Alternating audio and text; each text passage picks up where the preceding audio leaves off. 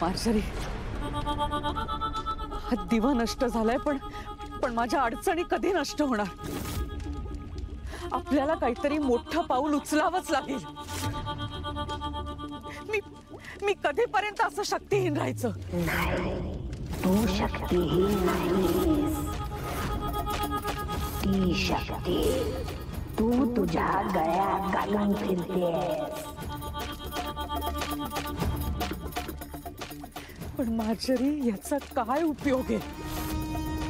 जोपर्यंत मनुष्य आणि आत्मा यांची जोडी तुटत नाही तोपर्यंत आपण मीराला नाही मारू शकत.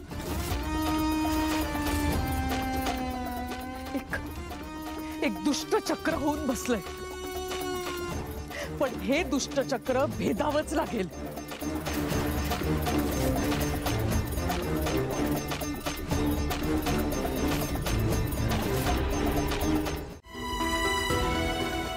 मीरा, तो दिवा मी खाडीत टाकून दिला.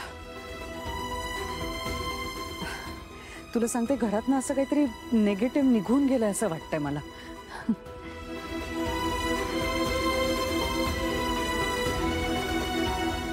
मीरा, आईंच्या मनात अजूनही कसली तरी चलबिचल चालूच आहे अगं. त्यांना विचार जरा काय झालंय ते. आईसाहेब, हा, तुम्हाला कसली काळजी वाटतेय का? मीरा, माहित नाही ग, पण मला कसली तरी भीती वाटत होती.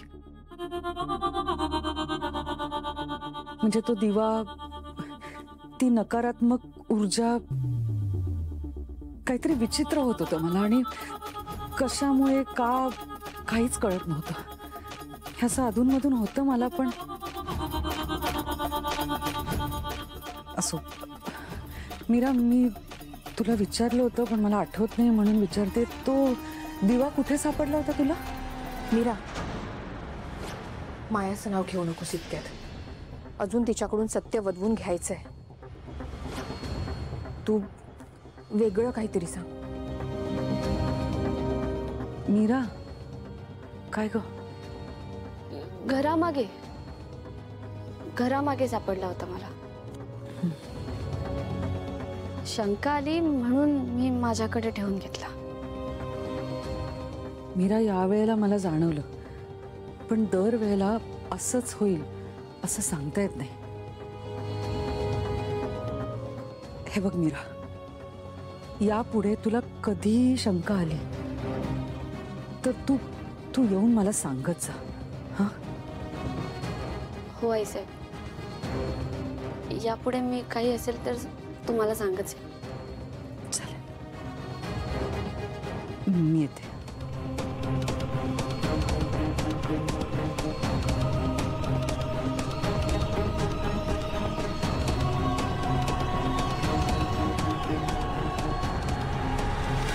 कधी कधी वाटतं की आईसाहेबांना सगळं सांगून टाकावं, त्यांना आपल्यासोबत घ्यावं. नाही मीरा, इतक्यात हे नाही करू शकत आपण.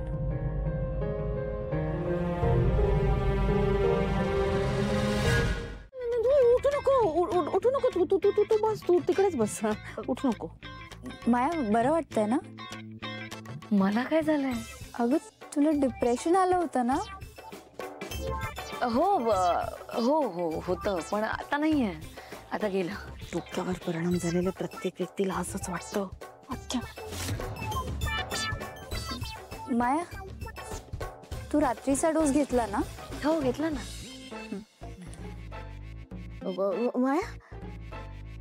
माई, म्हणजे एका शब्दाने कधी बोलली नाहीस मला याआधी तू. म्हणजे तसं मला वाटत होतं हा, की अधनमधन वेड्यासारखं वागतेस तू असं. आत्या, वेड लागणं वेगळं आणि डिप्रेशन येणं वेगळं. तेच ते ग. पण मला सांग, तुला सारखं सारखं असं होतं का अधनमधनच वेड्याचे झटके येतात? कसं आहे आत्या, मी बरी आता. नाही, तू बस, तू उठू नको, पांघरून बस. माया, तू तू कोणते मेडिसिन्स घेते हे दाखवतेस का मला?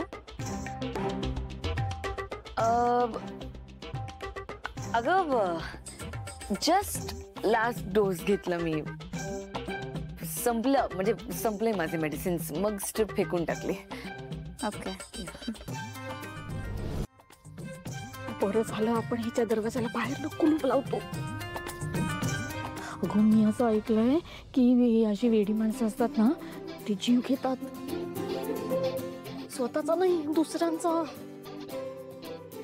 माया मला सांग, तुला असं कधी वाटतं का ग जीव घ्यावा असा दुसऱ्यांचा? म्हणजे